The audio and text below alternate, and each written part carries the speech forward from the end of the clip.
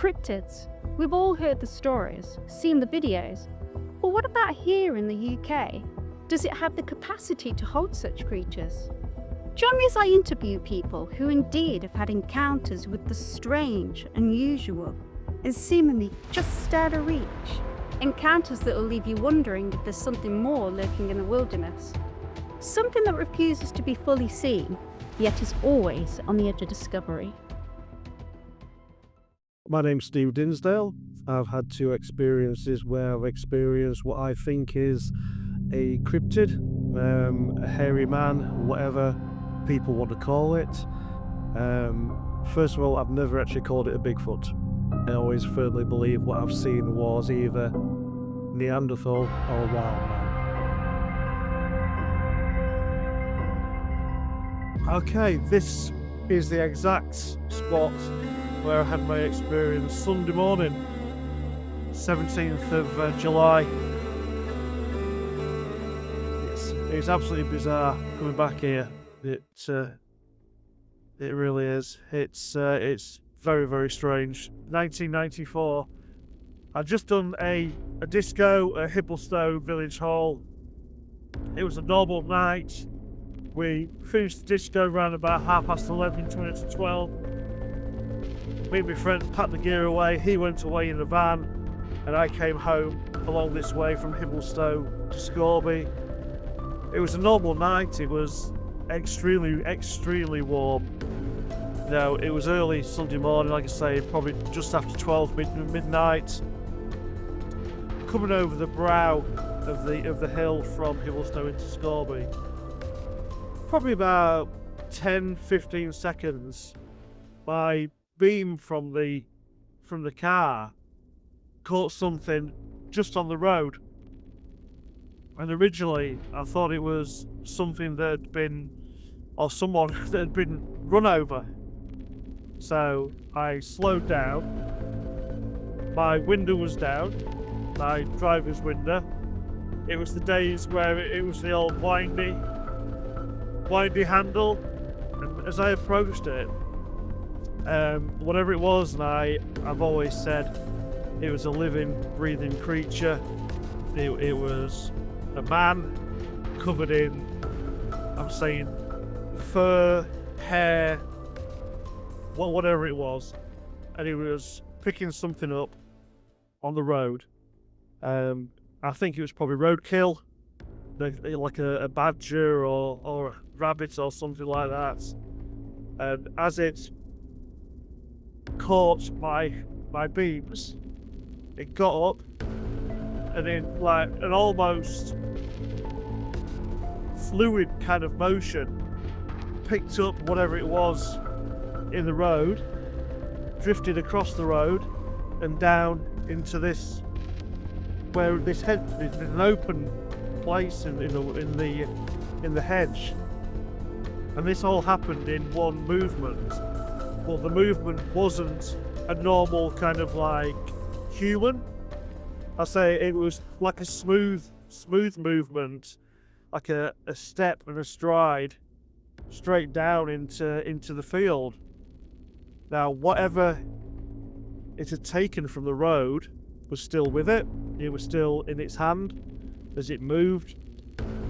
By this point, I'd done past it, and like I say, my window was open because it was extremely warm. It was July, and my kind of like my brake lights and my red tail lights reflected off its face, and the first thing that struck me was how big and bulky it was. Not in the size, because I would say it was probably around about 6.5 foot, tops. It wasn't like the American Bigfoot, and I hate to use the word Bigfoot at the moment.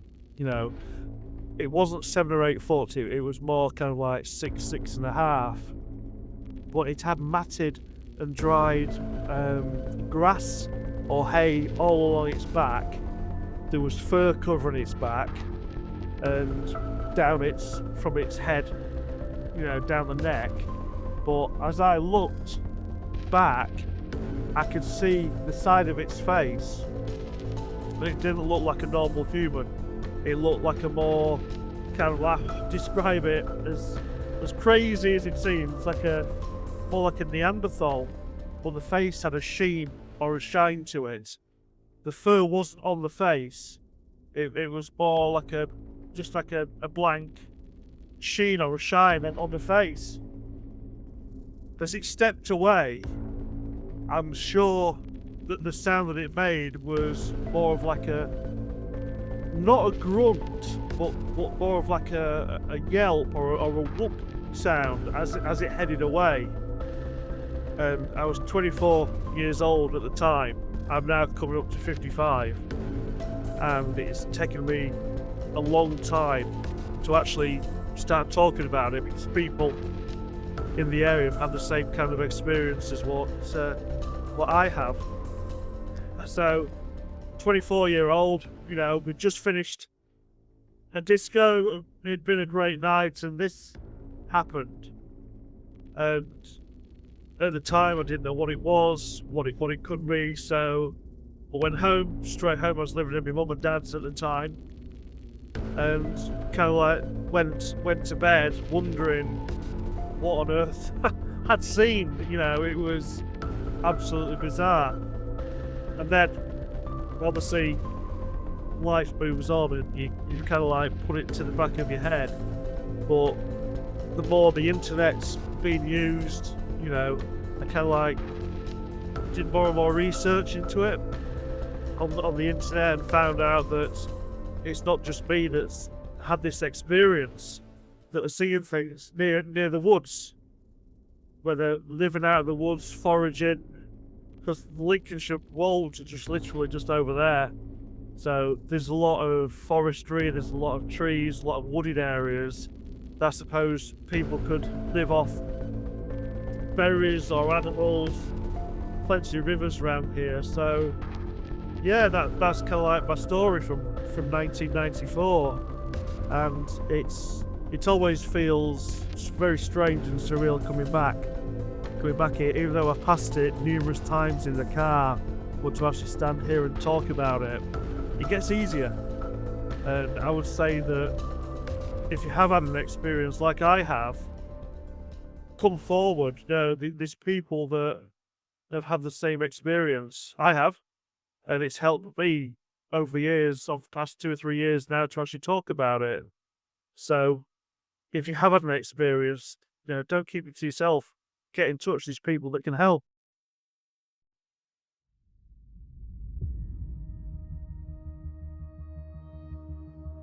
This is the place where I had the second encounter, or I say potential second encounter, because it wasn't as full on as what the first one was. It was August bank holiday weekend, 2019. The weather once again was extremely warm, extremely hot. 7:20 in the morning. I was working in agriculture, so there wasn't a lot of people around at 7:20 in the morning. And I was coming down past the cemetery, and in my left-hand side, I saw what I think was something that was extremely tall, extremely dark, maybe hairy, maybe fur, but extremely tall, thin, moving across the cemetery from right to left. Now, it went behind the building, which is actually located in the cemetery where we are, which is Scorby Cemetery. So, once again, the alarm bells started ringing. I decided to pull my car to the side of the road. Got out of the car. I could hear the radio, which was on.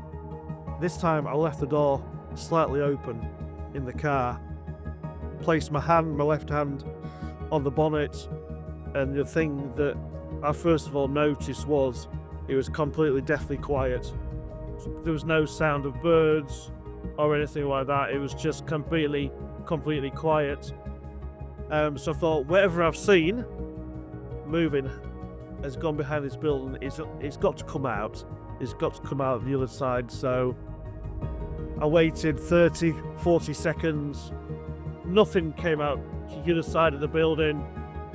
So once again, I thought, right, I'm just going to go straight to work. Got back in the car, closed the door, put the seatbelt back on. Radio was still playing the same song, and I went to work and kind of like looking in the back mirror just to see if I could see anything in the rear mirror, but there was absolutely nothing. But this encounter was more kind of like audio. It was like someone had put a set of earphones on you, or you've got earplugs in. Whereas the first encounter was 100% visual.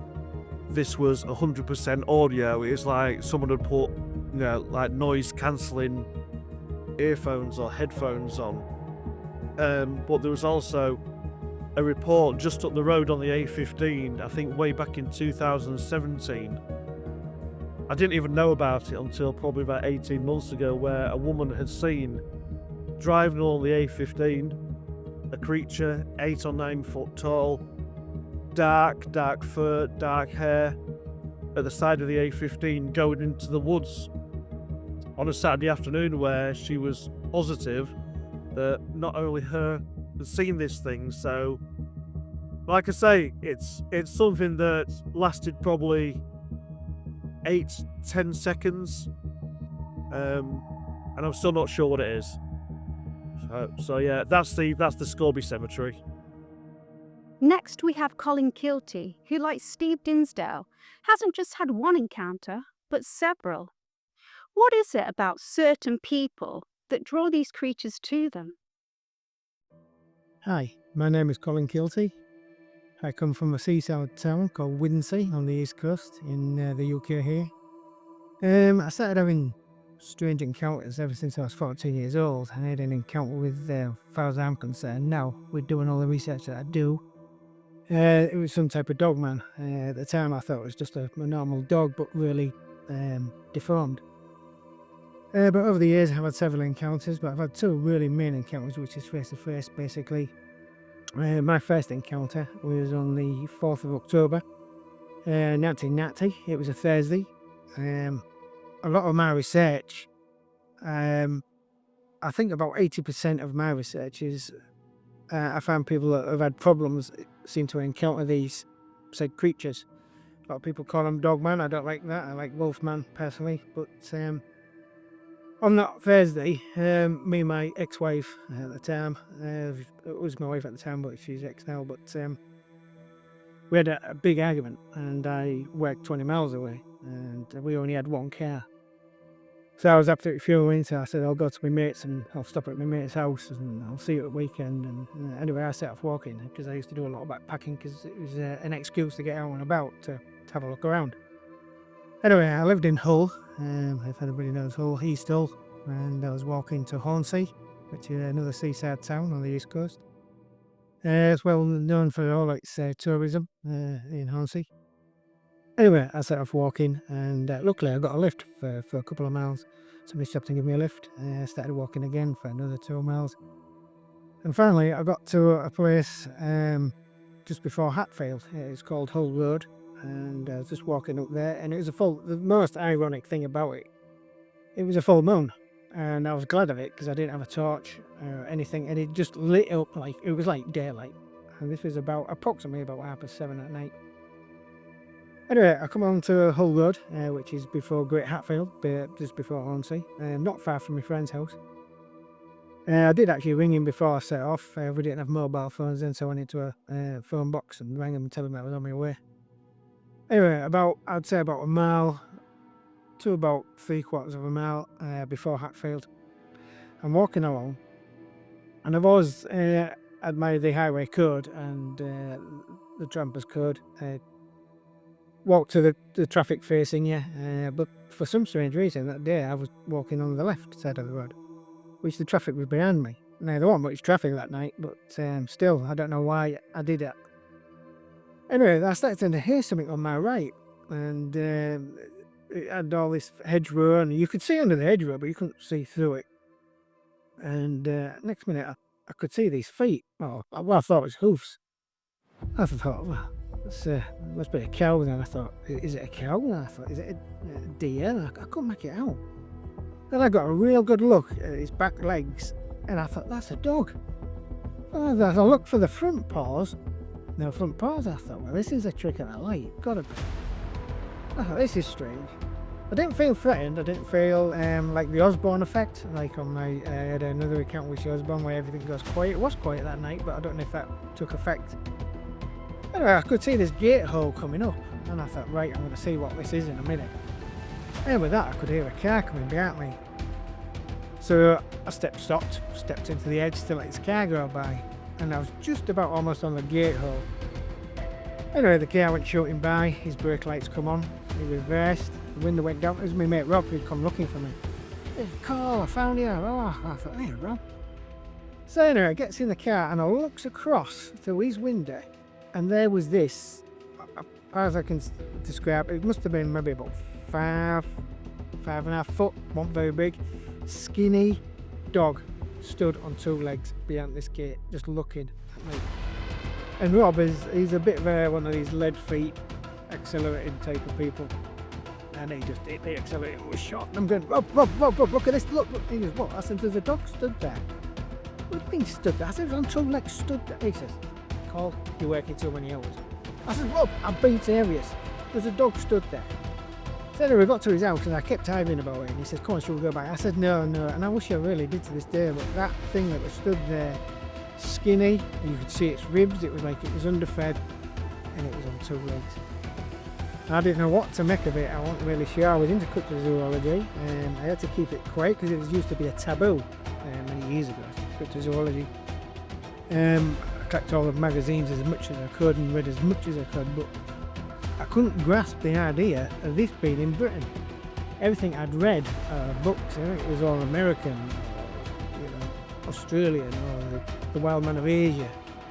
So I just couldn't get my head around this, and I had nightmares after nightmares about this thing jumping over and ripping me to bits in the nightmares. But over the years it's sort of like calmed down, and the more I got into it, the more I realised there was more encounters in Britain than I actually thought. But yeah, that was my first one really, and I just didn't know what to make of it.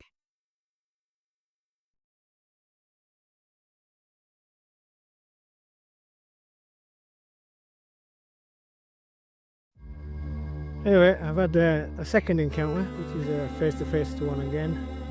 I got permission to go to some private woods it was still the month of September basically, in 2015. And this is the 27th, this account happened on the 27th of September 2015. I've been going in these private woods. I got permission to go in them. I've been doing them for about a month, either a Saturday or a Friday night. I've even been in the night. I went in there for one day with a ghillie suit. Coming across nothing. One morning, it was on the 27th, I set my alarm early and got my gear ready. My alarm went off. Stupid thing I did was press snooze.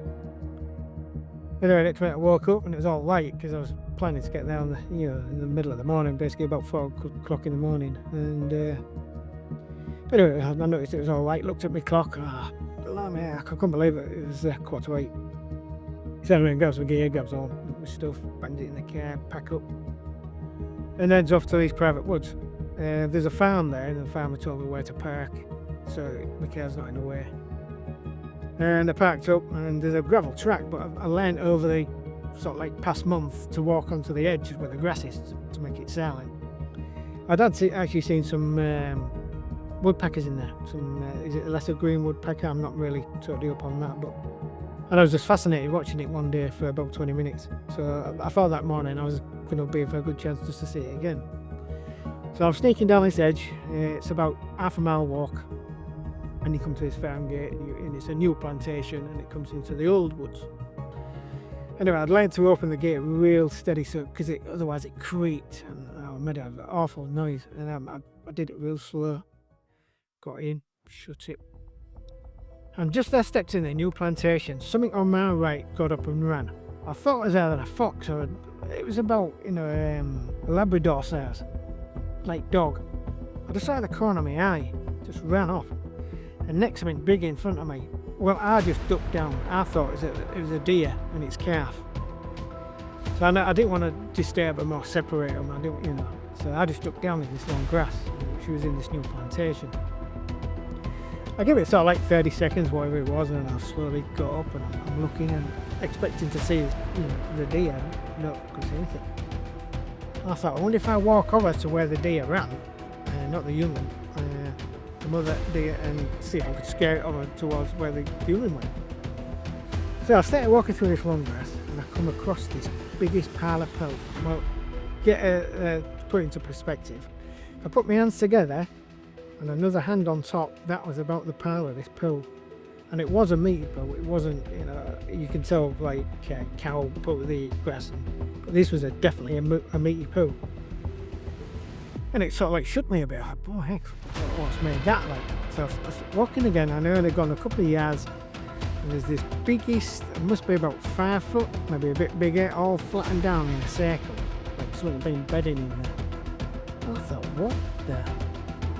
And I kept trying to get my head around it, and I thought, oh, stop being stupid, Colt. It's got to be a twitcher. Maybe somebody else is using the woods for watching birds. And they did a poo. I mean, I've been out there, I've been doing this for years, and the amount of times you get cut short, as all you researchers or people out there know, you've got to go, you've got to go. So I thought, stop being stupid. I thought, oh, leave this on, let's get back into it, let's go. So I come back onto the track, and I'm walking up into the woods, and there's a little stream in this part of the woods. It's not a big thing, but you can jump over it. And I'm getting closer and closer, and I thought, that stinks. I thought, that's gone stagnant. So the closer I'm getting, the worse it's going. But all this time, as I'm getting closer, the hairs on the back of my neck, everything's just saying, no, no. I'm thinking, what the heck's going on here? And I get to the stream, and it's running freely, and I thought, no, that's not it. What's the stinking? I think that smells like wet dog. So anyway, across the stream, and on my right hand side there's trees in the background in another field, and all this bracken and brambles. It's all totally overgrown. The farmer did tell me a few weeks prior, he says sometimes you get some people in just to manage the woods, to look after them. So he says if you ever go to the woods and they're there, just give them a wide berth because they're using machinery. Oh yeah, no problem. Anyway, I'm starting over to walk in the woods, and all this time I'm getting this eerie feeling. Anyway, I could hear something on my right, really heavy steps. So I thought, hey, it must be these guys. So I shout out, I said, it's Colin Kilty, I've got permission to be in these woods, blah blah, nice. So walking again, this thing's walking with me along this bracken, I couldn't see anything. And I stopped, it stopped. So I set off again, it set off. Who's that? It's messing about. So I shouts out again. My name's Colin Kilty, I have permission to be here, still nothing. So anyway, I walked a bit further, and I thought, I'll tell you what, I'll get on all fours and try and look under the back and see if I can see a pair of wellies or something, whatever it is. Couldn't see anything, it was that thick and dense. Anyway, so I stands back up and I just start walking in, I started doing this with that it coming to view. And I just turned and I froze, and all the years I kept training myself, if I ever have another encounter, I'd get my camera out, do this, do it. I pulled. I just stood there froze for, it seemed like hours, but it must be seconds. My man saying, get out of there, get out, get out. But what I could see on my right hand side was this, I don't know how tall it was. It's hard to say, I don't know how high the land was at the other side of this bracken, but that must have been 7 foot plus. And it was built like Arnold Schwarzenegger. The muscle, you could see the fair rippling. See all its muscle tones and everything.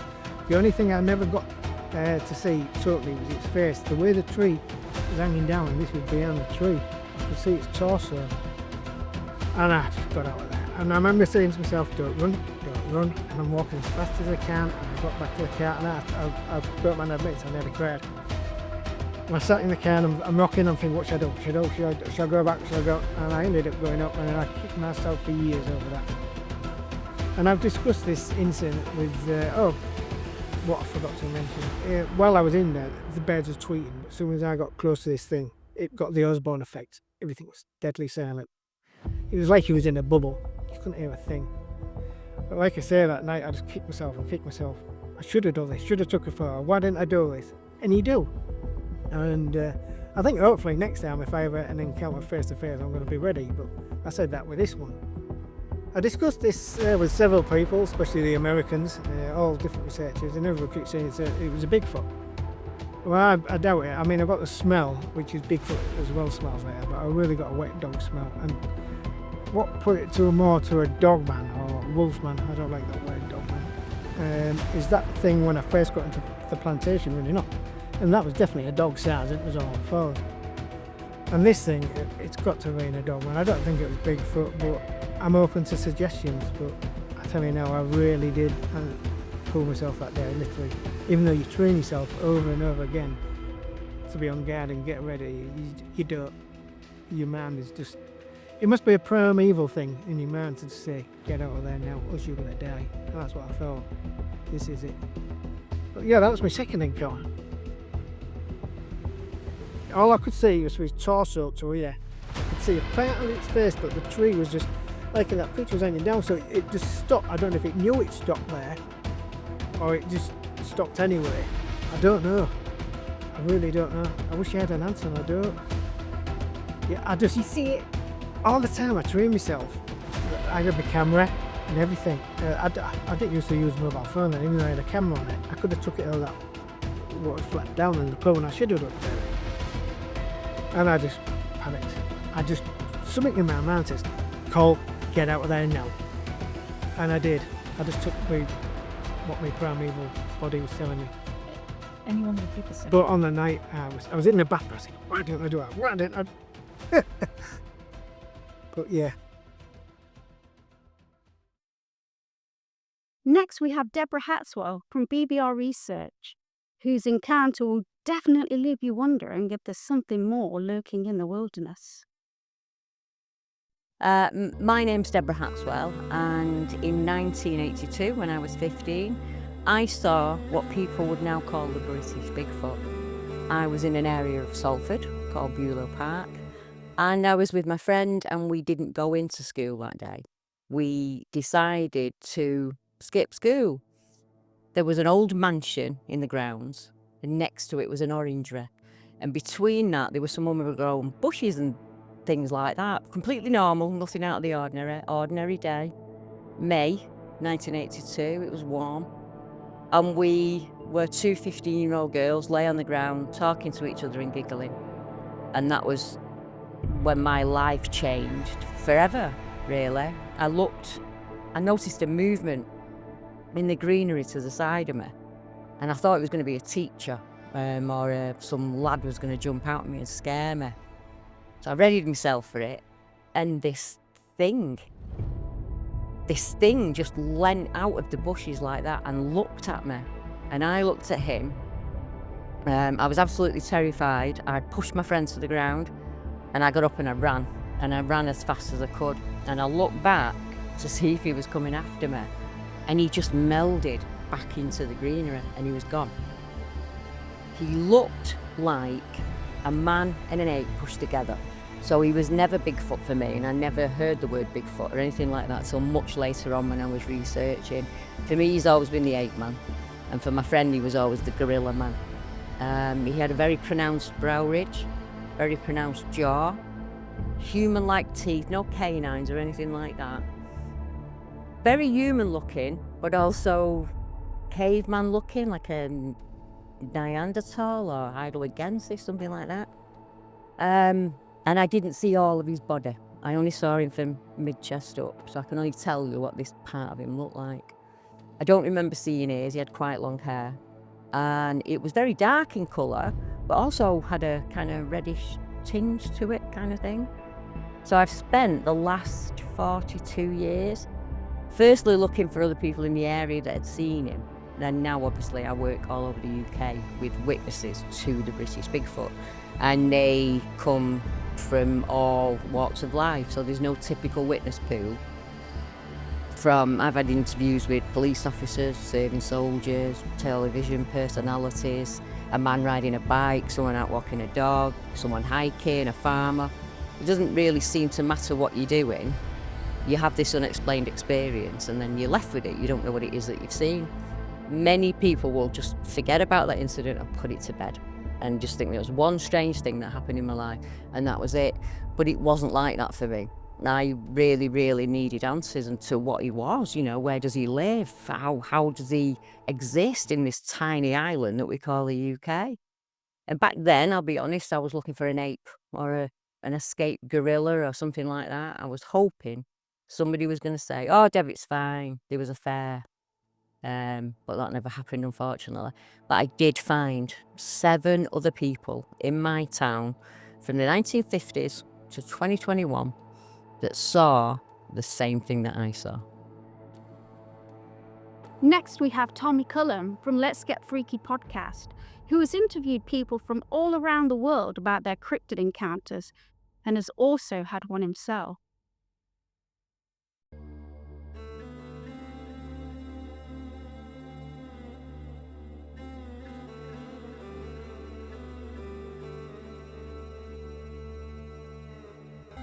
So I'm Tommy Cullum from Tommy Cullum's Let's Get Freaky podcast, a show where we talk about all high strangeness, paranormal, the supernatural, ghosts, cryptids, UFOs. I speak to lots of different people that have had all sorts of different encounters, and I find it super interesting. I've had encounters myself, and along the cryptid line, this is a possible experience that I've had. So I live now in Dorset in the UK. I was originally from Essex near London, and we moved here around 3 years ago. And when I moved here, I didn't know anyone, didn't know about the legends of the area, which I'm really interested in, but I didn't know anything. And we've got a nature reserve that is just literally behind this house. And it was a big reason why we moved here, to be honest, because it's a nice place to take the kids and to have nice walks and stuff like that. When I first moved here, I obviously didn't know, but there is a devil dog law in that forest. And I didn't know straight away, and I had a few experiences that possibly, once I found out that information about the devil dog, I was like, well, I've had some weird stuff happen that may be connected. I'm not saying it definitely is, but maybe. So when I first moved to this house, I wasn't doing the podcast straight away, but I'm a little bit of a night owl, so I used to stay up quite late, 2, 3 o'clock in the morning, watching TV and stuff like that. And we used to get quite regularly, like growling outside my front window. And I would hear this growling, and I just, because I was new to the area, I didn't know if it was anyone's dog, and possibly it was. I know that there was a Rottweiler just across the road, so it could have been that dog. So I used to think that's weird that someone's letting their dog out 2, 3 o'clock in the morning, not into their garden, but into the street, and I can hear their growling. So I would look outside, and I would never be able to see any dogs or anything. I just found it very strange, and it happened quite a few times. Again, I'm not saying that is definitely paranormal, but it's very strange. And then there was a night where me and my 2 daughters went into the nature reserve behind us, and we used to do this very often. We'd go for walks, and one night we was walking along this route, and we came to like this hill area, and my eldest daughter Amy just suddenly freaked out. She just freaked out. I was like, "Amy, what's the matter? What's going on?" And she's pointing over in the distance, and she said, "I can see a Bigfoot, Daddy. I can see a Bigfoot." And I'm going, "Calm down. You can't see a bit," because I couldn't see anything. And I just thought she was, because it was getting dark, I thought she was getting a little bit scared, and she's maybe seeing things that are not there. And I didn't at the time think that she could see a Bigfoot, and maybe she wasn't. Maybe it was her imagination. But she was saying that she could see this Bigfoot-like creature with yellow eyes, and she was about 10 at the time. And I just thought possibly she'd watch one of my documentaries that I always watch, and she's scaring herself basically. And maybe it was that, but I got her out there pretty quick. We got home, and that was another weird thing that possibly relates to the devil dog. And then I found out about the devil dog. I was working with someone, and they were telling me that they had encounters in the same forest, heard growling, and people see like a werewolf type creature with red eyes, and like a dogman werewolf type creature. And there's lots of accounts of this, and someone I worked with had a book with all the information in, and I was like, wow. And I started thinking, all this stuff started making sense. The growling that I heard, the possible sign that my daughter had, but I still can't say for sure that it was that. And then we bought a little puppy. I got myself a little dog, Blue, who now every day I take over to what I call the Devil Dog Forest. And he's a fearless little dog. He's not scared of anything. There's balls over there and there's other dogs, and he's never scared of anyone or anything. He's always just wants to play. He's a very hyper little dog. And there was an occasion where we were walking through the forest, and there's all different routes that you can go on. And we was on like a new sort of route, but he just freaked out at something that he could see in front of him. None of us could see it. So my wife was there, my 3 kids were there. We couldn't see anything, but the dog completely freaked out. And it was so strange. It was so out of character. He'd never done it before. I had literally had to pick him up and take him through this part of the forest that we were walking through. Once we got to a certain spot, I put him down and he was absolutely fine. He was back to normal. So me being me and what I do, I've gone back to check the area, see if there's anyone there, see if there's any other dogs or anything there. There was nothing out of the ordinary. I think there was a bit of cow poo that was there. That was it, because I found a poo on the floor and I took a picture of it, thinking maybe it's a Bigfoot poo. And I said it to Bigfoot researchers that I know, and they said no, tell me that's cow poo. So, but that was the only thing that was there. But he really freaked out. It was like he was seeing something, sensing something. But he did that one other time with my wife. She was walking him through a different part of the woods, and he freaked out at something where, she couldn't see anything, but something was clearly bothering him.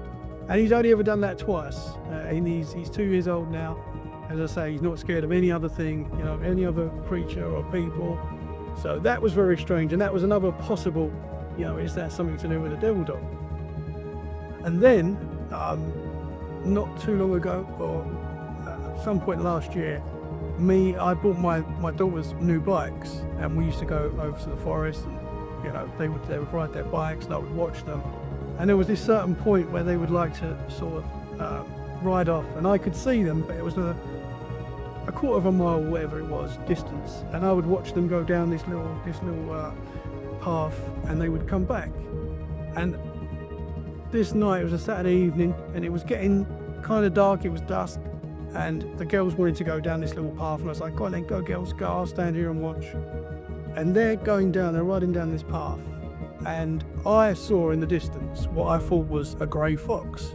So there's a grey fox, but that's quite big. It was quite big, and I thought, no, that's not a fox, that must be a big dog. Anyway, I'm worried now because the girls are riding right towards this thing, and they've both seen it as well.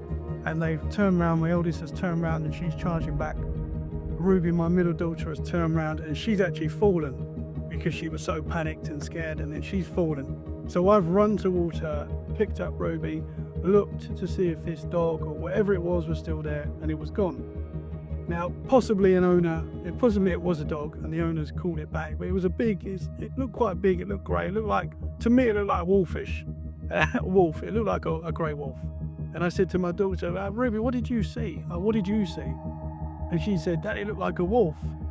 And I'm not saying, again, it might not be the devil dog, and it could just be, there could be a logical explanation, but it was very strange enough for me to go, no, we're getting home.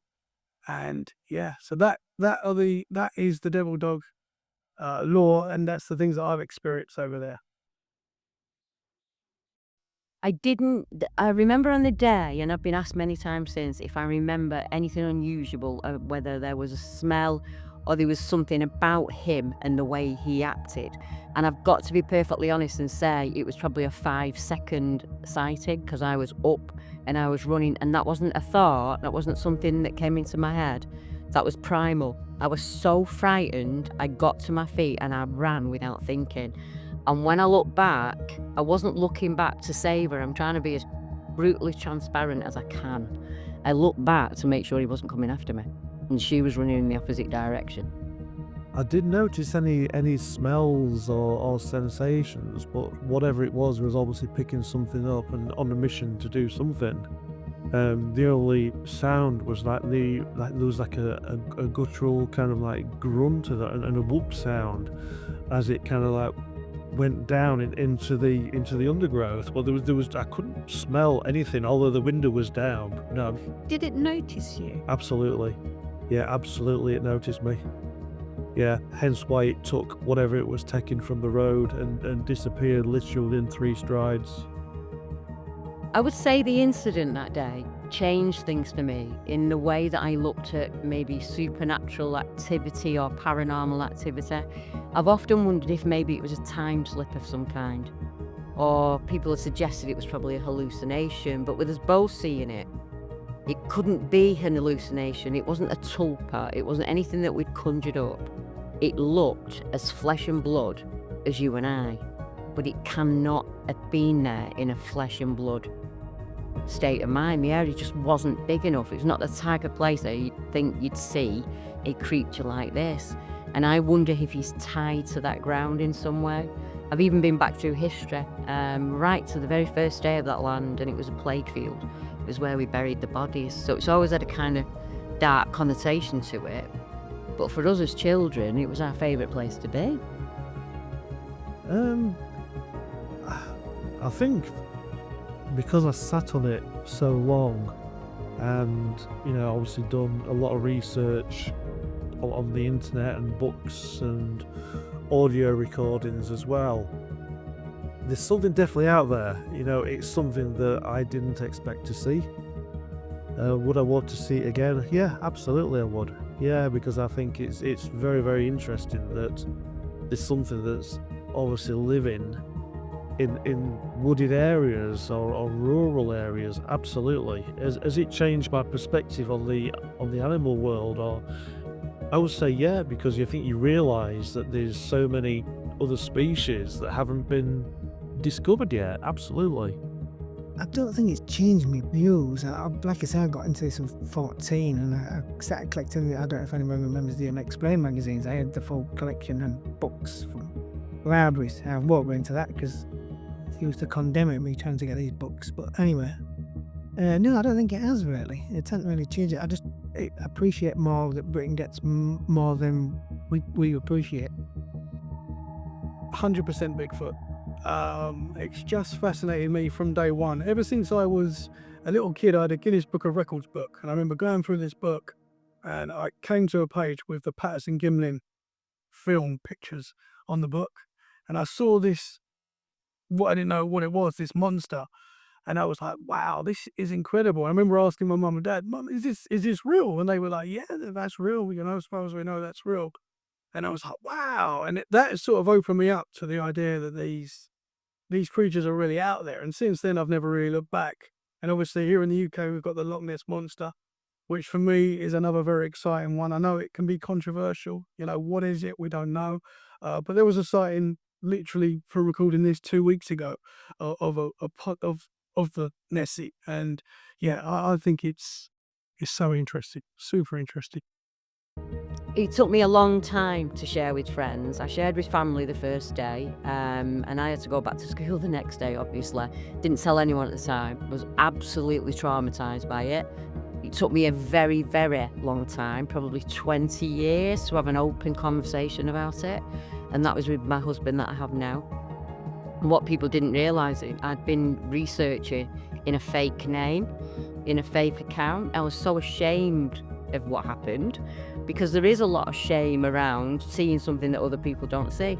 If I'd have told people that day that I saw a ghost, people would have accepted that. Or if I'd said I saw a UFO or an alien being, people would have accepted that. But because I saw something completely impossible, then that can't have happened to me. But it did. And I need some answers as to why that happened. Was it something about me? Was it something about her? Or were we a catalyst in some way? Was energy exchanged in some way that enabled me to see this in the same way as a person would see a ghost or an elemental or something like that? That's where my gut sensation lies, that this is something tied to the ground and not to me. To be fair, some of the friends, they're kind of like, they take it as a bit of a joke.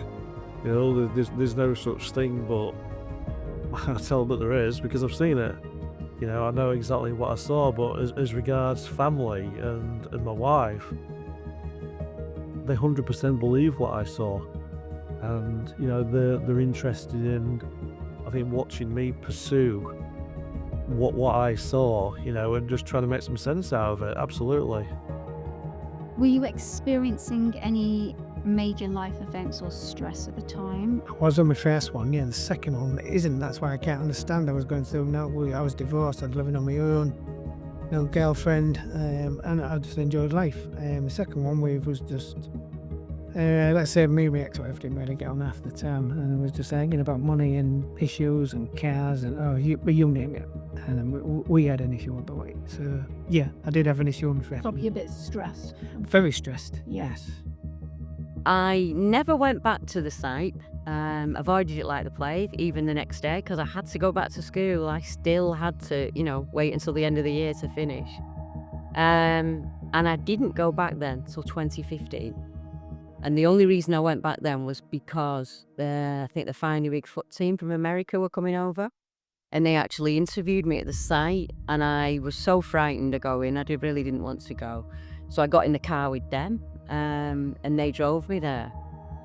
It was terrifying being in that spot again, but it also helped in a way. It enabled me to make it smaller, because if you'd have asked me prior to that, I would have said he was about 10 feet tall. But on that day, my husband stood where he was stood, so we were able to get an estimation of size comparison. So he probably would have been about 7.5 foot, something like that. So it was kind of bittersweet. It was a place I loved, that terrified me, that I wanted to go back to, but I was too scared to go back to. And since 2015, I've probably been back 3, maybe 4 times, in the hopes that I could stay longer, but I've never really been able to manage that. Did the sighting bring any sense of wonder or inspiration to your life? I would say it didn't. No, it made me obviously wonder, but not in a kind of like a wonderful way. It's like, what did I see? And I still, while I'm sat here, wonder, what did I see? But yeah, it's a tough one, that one. I was more confused than anything else in the first one, because I couldn't work out why I was seeing this in Britain. Because at the time, like I said, I was unaware there was nothing happening in Britain. It was all American. The second one, it gave me more to be more prepared next time, which I hope I do have a third one. And I mean, yourself, I've discussed this. I'm out as much as I can, but I am budgeted because I live on my own and we've all got bills to pay. But as much as I can get out, even if I go up the road, there's some local woods up the road and I've got permission to go to them, and I just go out there for it, even if it's an hour. But I'm out. You've got to be out there to see it right there. Definitely. I would say in 1982, it put me off nature forever. So I stopped doing the things that I absolutely loved. I never went horse riding, I wouldn't go fishing, I didn't go out with the lads anymore on the moors or anything like that. I stopped. Very different now. I'm a different person now. I'm always out in nature. I've got that relationship back. And some ways I wonder if he's an elemental of some kind that's connected to nature. I don't know. But I don't fear him now. And I've been in woodlands in Scotland at 4 a.m. in the morning, and nothing frightens me anymore. It has opened my eyes to the peripheral world. So I'm not very narrow-minded like I used to be now. I'm very accepting of other people's experiences. But nature's my joy, nature's where I go to. And I was really lucky to be able to get that back. Some people don't. I've been past the area quite a few times, in the car, and never actually stopped to get out. But I've done that twice now over the past year. And it does seem like a strange area. I don't know, it's because I didn't actually realise that there was an actual footpath next to the road where I saw the thing in 1994. There's a good 2 or 3 foot drop, and as I watched it walk away, it dropped down 2 or 3 foot, and then once I've been back again, there is a hole in the bushes to the field where this thing went. So is it still being used today? Quite possibly. Have you done any research into what you might have seen? I've done lots of research. Reading a lot of books, a lot of stuff by, cryptologists and stuff like that. Researched on YouTube as well, looking at documentaries actually try and want to do the right thing and not just want to do it for clicks and likes. Hence why I've kind of like sat down and done this, because I want people to come forward, people who've experienced what I've experienced. But I find it interesting, the ones that are out there trying to find these things and trying to make a difference. And absolutely, I take my hat off to them. I really do. Do you know of anyone who has had similar experiences in the area? I have, yes. I've interviewed quite a few people, from poachers, general people like council workers. I've even interviewed a magistrate. Obviously, I can't give you her name. It's a woman magistrate. I will go as far as it'll go. But she was actually in tears. But yeah, there's a lot of sightings on, especially poachers. I've interviewed a lot of poachers around this area. There used to be a lot of poaching years ago. But yeah. So one encounter from a good friend of mine, Tom, he's from Wales, but he was on a road trip in Peterborough, and he drove past what he describes as a dog man. It was a tall bipedal creature, grey, and I think it was eating something at the time, if I remember rightly. It was eating something.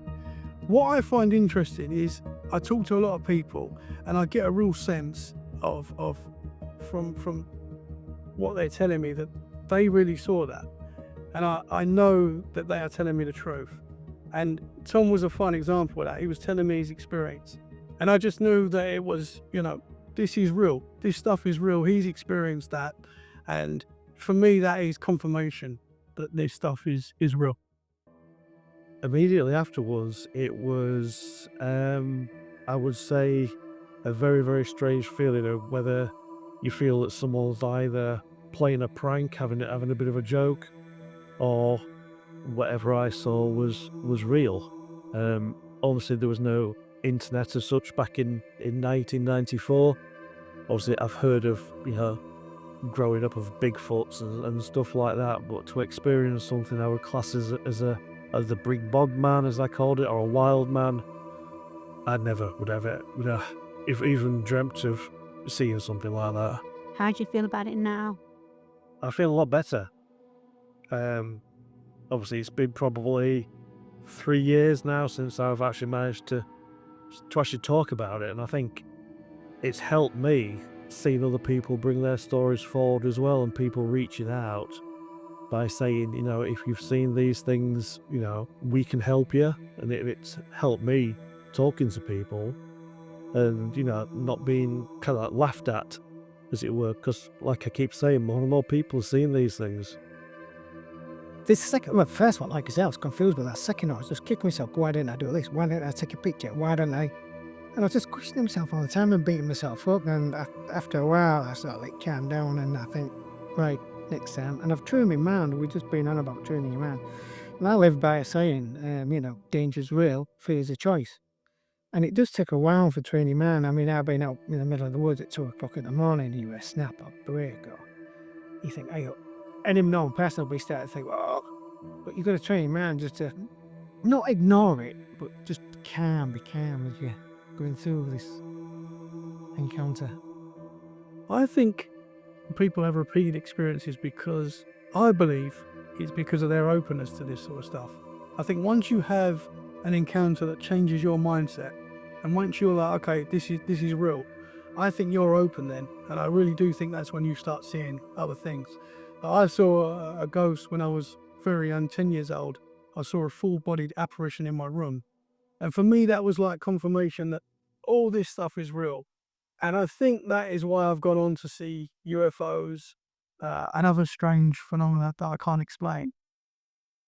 There isn't a place in the world that I haven't taken a Bigfoot report from. Japan, Sweden, Russia, Denmark, the world over.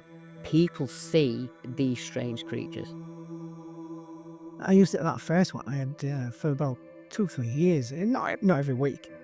In maybe go a few months, I'd have a real bad dream that it jumped onto the gate and it started ripping me to bits, and that's when you wake up. And every time I woke up, I was just covered in sweat. But over the years, it just disappeared off, and I've never had a dream about it. But no, I have strange dreams. I have a lot of strange dreams, and I think it's like deja vu, and I think, hey, I did that in a dream. So I don't know. Yeah, it's a bit of a awkward question, that, but yeah, I think I do dream. Everybody dreams. If you could communicate with the cryptid or with what you saw, what would you want to ask it or say? I think it'd be interesting to know where it was going or where it had been and what it was doing, picking something up off the road. It'd be interesting to know where it was heading to, were there more of those out there? I think it'd be nice to actually find a little bit of closure as well, but I know that'll never happen. Many years later, and this is where people kind of poo-poo things because they say they get into the woo and things like that. But many years later, for me, I did start to have dreams, and I actually started to automatically write. And that's not just me; other witnesses have done the same. And the dreams I got are about the earth shriveling and dying, almost poisoned. I was able to see through someone else's eyes. And I could see the world as it was, all green, lovely, animals, the whole 9 yards, and then it just died in front of me. So kind of prophetic, wake up kind of dreams. If I could communicate with him, my first question would be, what are you? What are you? How do you come to be here? And I think my second question would be, what do you call yourselves? Because it wouldn't be Bigfoot. That was something that came in the American newspapers in the 1950s. I can't see it being Sasquatch because that's a Native American word. So what are you? What is your species? Why are you here? And why do we see you? If you're a creature that's completely elusive, you would think that many of the driving, you get a lot of reports of people driving down the road, and they will see a creature that will cross from one side of the road to the other. And I think, why didn't you just wait for 10 seconds and it wouldn't have been seen? Was that person meant to see them? And that's one of the questions I would definitely ask them. Are you showing yourselves on purpose? What do you think the cryptid's role might be in its environment? I don't know, because if you look at evolution and all like that, they're going through from dinosaurs. This is why everyone, the stuff in me study. I don't know. It's a really hard question. When did they evolve? I know, like the Nubis, the Egyptians, and every culture around the world's got these things in. So when did it start? I know it's thousands of years ago, but when did it start? How did it start? When did this first start showing themselves? Have they always been here? Obviously, we've never found any fossil records. Not far as I know. There might be some out there. If there is, get in touch. But yeah, I don't know really on that one. To me, it's almost like a primal. Yeah, it seems a primary evil thing, but Bigfoot seems that. But yeah, I've heard that and read that many stories where they've been evil and killed, where they've been saving people. That hurricane, was it Katrina they had? I got a story from out the US. They was trapped in the basement of the houses, and next minute, the doors come flinging open because they knew a big tree was on it, and they saw something running across the lawn, big hairy, and so obviously it saved them. Do you think it could be related to local legends or folklore? I think it could quite possibly.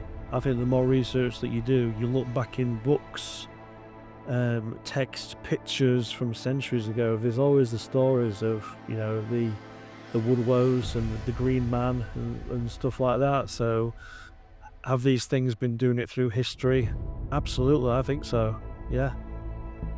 There's a lot of local legends and folklore out there, and it gets mixed up. Look at the werewolf ain't old. They'll call it the old stinker. Now that originally come from Flixton, near Scarborough. They used to call that the old stinker because it smelled of sulphur. I think that was from the 1700s. I can't remember looking at the records. But yeah, legends and they get added on. It's like Chinese whispers. I've cut myself here, and by the time it gets to the end there, I've lost a leg. So that's the same thing with them stories of cryptids, I think. Many years ago, when I was early researching, I did as much digging as I could into the area where I grew up, and I couldn't find anything. There was nothing out there that pointed to this thing. And then one day on Facebook, in a group called Salford Online, a story appears, and it's from the history books. and it talks about the woodwose of Ordsall, which is probably a mile from where I saw him. And back even when I was a girl, between Beulah and Ordsall, there was lots of streets and properties. But it's not the kind of place that you'd imagine a woodwose to be. But if you go back 140 years, and that seems a long time to some people, and it's not, it's just a drop in the open. That was all open fields, all the way to Cheshire. And I think, did I see him? Did I see this woodwose that was reported in 14 something? The very first house on Beulah Hill was built around that time. I don't know. There's also a John Dee connection. He was said to have summoned a hairy demon at Beulah Hill with Edward Kelly. Many in the 1500s, that would be, I would think. I don't know. My gut tells me that there's no such thing as a coincidence, and things tend to happen for a reason in your life. And being an old lady, when I look back now, I think, was I always meant to tell this story? Is that why I saw him that day?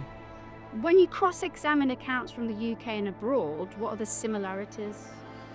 The similarities are, they're there, 100%. These things, whether you're talking about a Bigfoot, a dogman, little people, fairies, they're all the same thing. People are having the same encounters all around the world.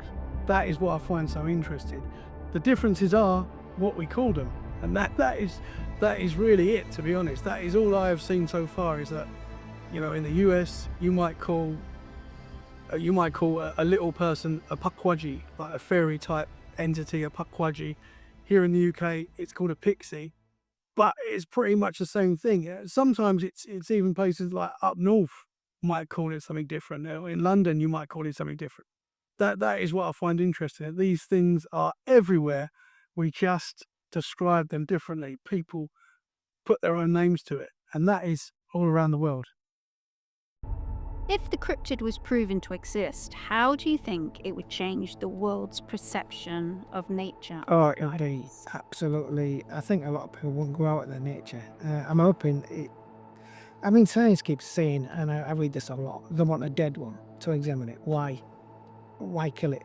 I don't like that. No, I don't like the idea. I really don't. All right, if they're out there, it's like the great apes. There was a myth once. Then they got, was it 1900 or 1923? I think, I can't remember what the date is. But then they got found. It's like the coelacanth that was supposed to be extinct for, what, was it 10 million years? And they found one in China, Japan. And they still exist.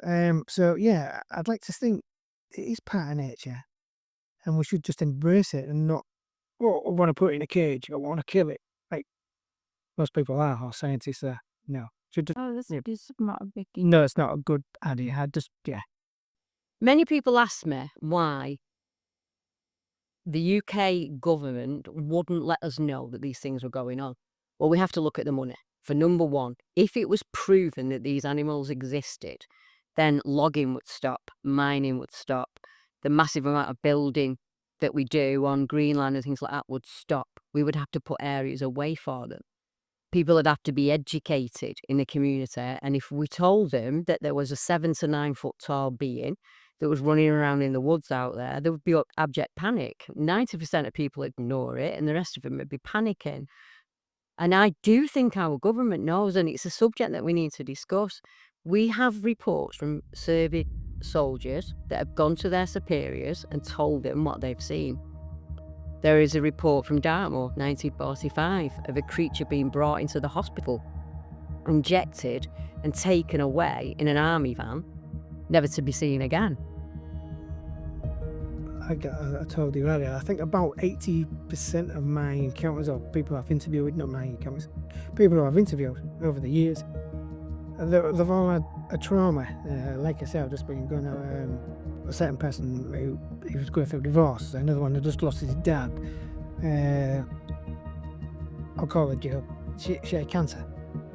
And it seems to pick on them, but obviously they were scared at the time and they want to get away because the primeval kicks in and you need to get away.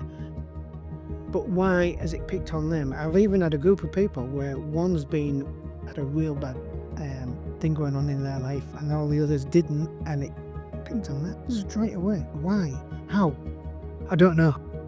I'll just say as well, the guy I interviewed before, he's had 2 encounters as well. So what is it about certain people that it's not just one encounter, it's a few? No, like you've said, and as I said earlier, I've got this psychic and that says they know who I am and they're okay with that. I mean, I was blown away with that. What do you mean? I kept saying, I kept asking questions, I couldn't answer it. And again, I told you about another one that I've been to, because I'm trying to get answers all the time from different perspectives of life. And a woman said to me, "You're a gatekeeper." Beg your pardon. And we discussed that, haven't we? Me and you, Liz. What do you mean I'm a gatekeeper? What are you on about? And that still blinds me to this day, and I ain't got a clue. And I wish I had. So I don't know really, Liz. This is where I do all my research. I need answers, and I'm going to use that. That part of it is what fascinates you. Yeah.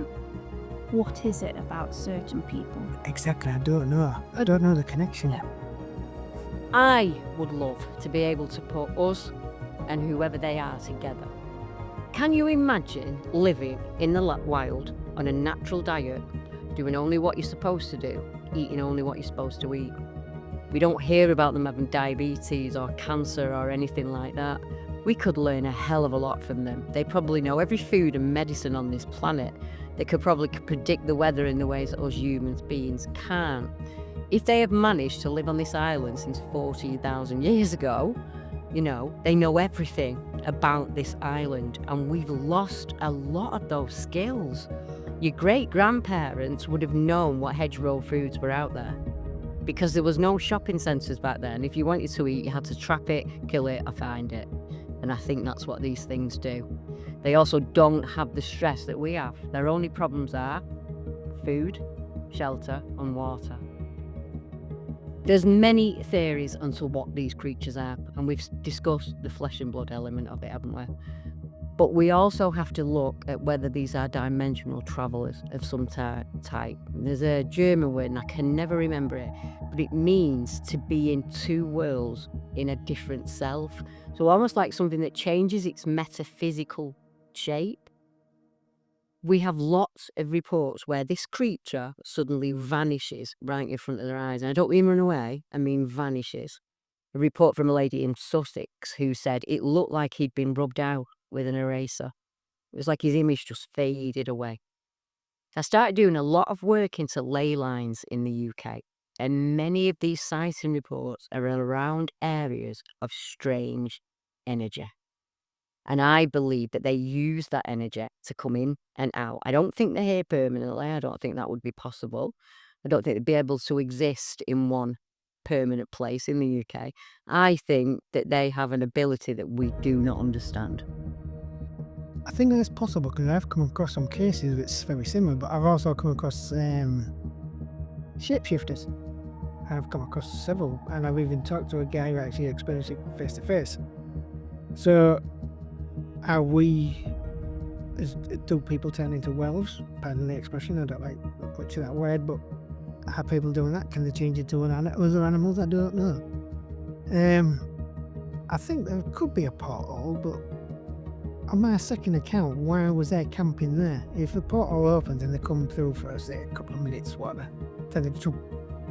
I think that second sighting, that area that I saw flattened down, if they was actually there, they was been there overnight, I don't know, but I don't know, it's an odd question really.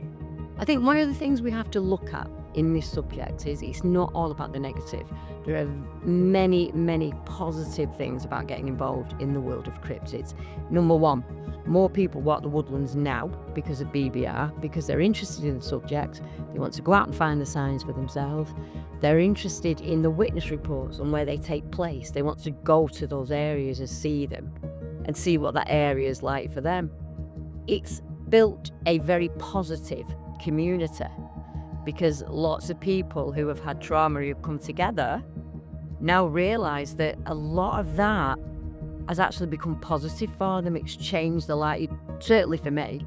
I mean, most definitely for me. I have a life where I speak to Russia, I speak to people from all across the world. Not understanding something, a human needs to know. Why do we climb Mount Everest? Because it's there. Why are we interested in the cryptid subject? Because it's within us. We are mystery solvers. That's what human beings are. Because we're a mystery to ourselves as well, aren't we? Yeah, most definitely. How many experts have told me what I saw? And I always say, well, you weren't stood next to me. I really feel like, because you talk to a lot of cryptid researchers and they'll tell you that Bigfoot, Dogman is not in the UK. Some people will say that. And for me, I feel like here in the UK, people are a lot less likely to tell an encounter. I don't know if that's a UK thing. I don't know if as people, we're just, because so many people have experiences, not many people will share it because they don't want to seem crazy. And I think the more we talk about this sort of stuff, the more people do share, because there's weird things out there. 100%. I've seen things that, for me, confirm that there's a lot more to our reality than we know.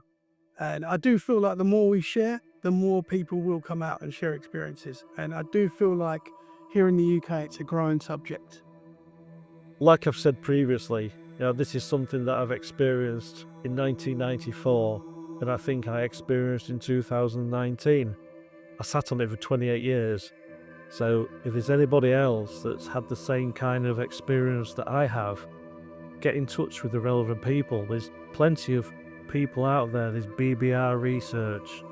There's Liz as well, on her channel. There's Paul Sinclair. There's plenty of people who want to help. So please, don't be afraid of being ridiculed, because it's bigger than that. There's people who can support you and give you help. So if you've had an experience, just come forward like me. Just come forward.